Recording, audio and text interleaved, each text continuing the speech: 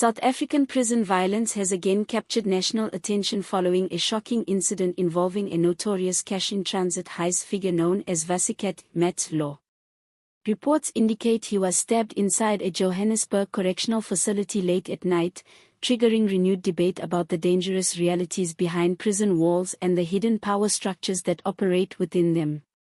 The attack has unsettled both criminal networks and the broader public, because it highlights how incarceration does not always end violent rivalries. In many cases, it intensifies them. For someone serving a long sentence in a hostile environment filled with enemies and shifting loyalties, survival becomes less about physical strength and more about strategy, alliances, and constant vigilance. For Law, prison life reportedly became a high-stakes chess match where a single wrong move could prove fatal. Law was not an ordinary inmate. His name had grown into a legend in both criminal circles and business security discussions.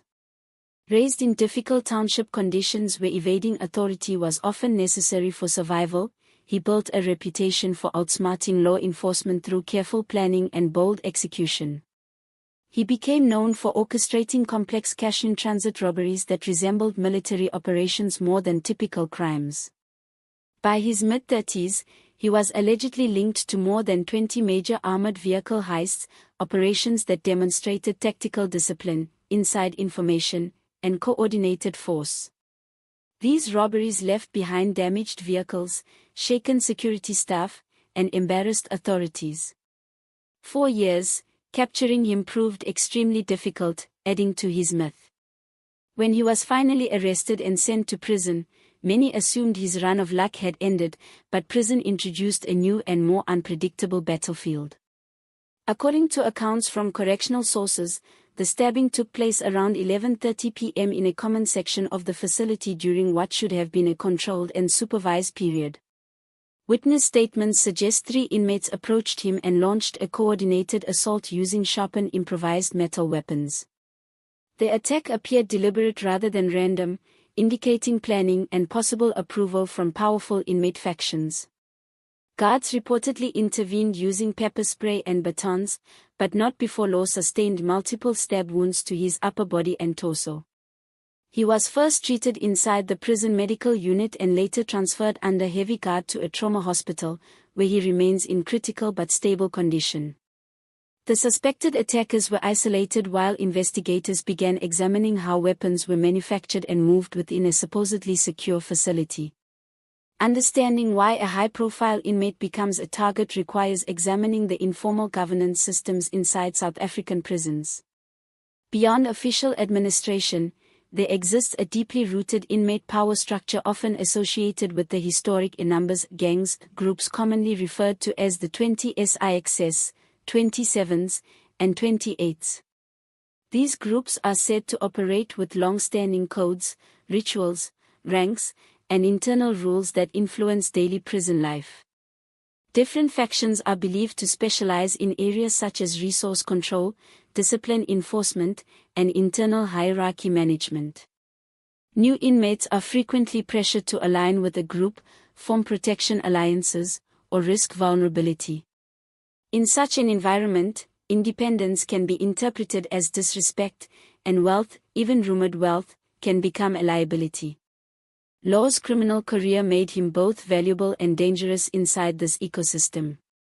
His operations outside prison allegedly involved recruiting skilled individuals, including former security personnel and technical specialists, and using intelligence, bribery, and surveillance to exploit weaknesses in armored transport systems.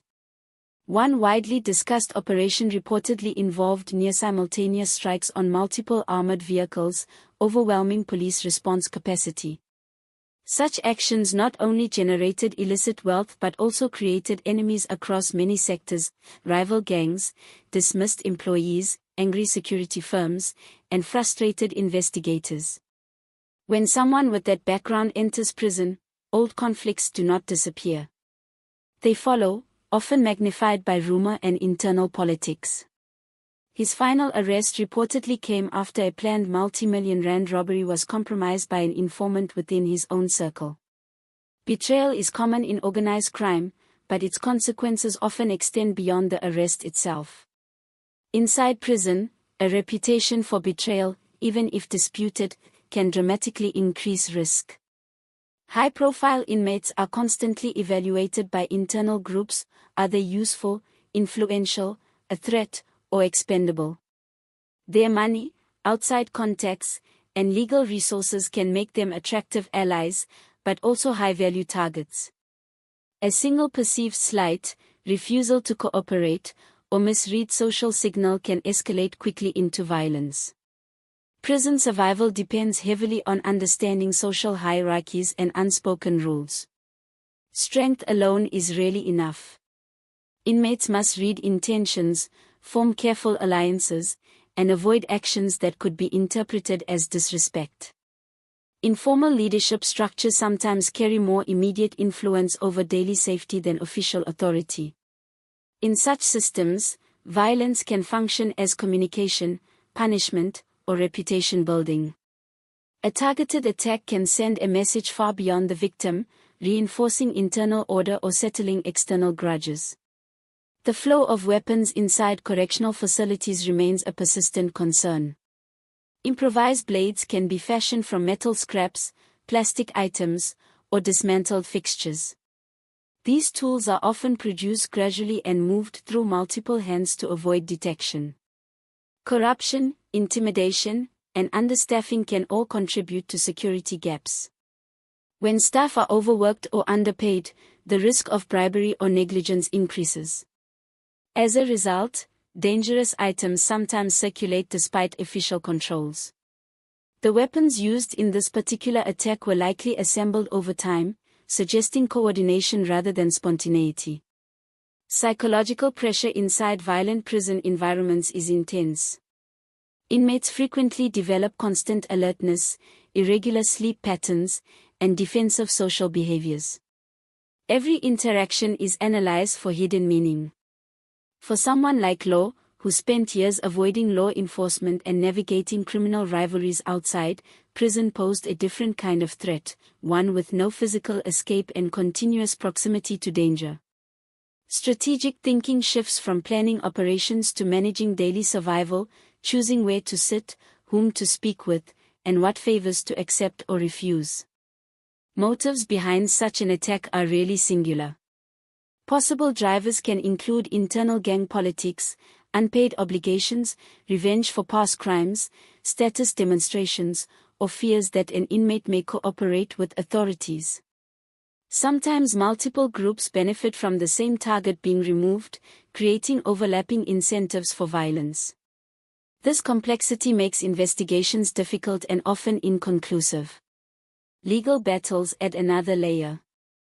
High-profile defendants with access to money can mount aggressive legal challenges regarding arrest procedures, evidence handling, and detention conditions. Requests for protective custody are sometimes filed but not always granted, depending on institutional capacity and assessment. When protection is denied and an attack occurs, questions arise about responsibility and systemic weakness.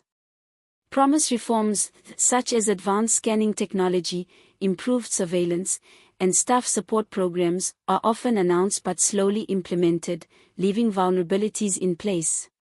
The consequences of such an assault extend beyond the individual victim. If the inmate survives, decisions about cooperation with investigators can carry serious risks. If he refuses, threats may continue. If he speaks, retaliation fears grow. If he dies, public scrutiny intensifies briefly, but long-term reform is uncertain. Suspects may face charges, yet internal loyalty structures can complicate accountability. Each incident raises broader questions about who truly controls daily prison life and whether correctional institutions are meeting their mandate of safety and rehabilitation. Across parts of Africa and other regions facing overcrowded and underfunded prison systems, similar patterns appear: congestion, corruption risk, informal inmate governance, and normalized violence. Limited resources and political neglect contribute to recurring crises. Without structural investment, staff support, and transparent oversight, violent incidents remain likely rather than exceptional. At present, Law remains hospitalized under guard, his condition closely watched. Whether this incident becomes another forgotten headline or a trigger for meaningful reform will depend on investigative transparency and political will. Cases like this force uncomfortable reflection on prison governance, corruption vulnerabilities, and society's responsibility toward those it incarcerates. Public attention may fade, but the underlying issues remain unresolved, complex, and deeply embedded in the system.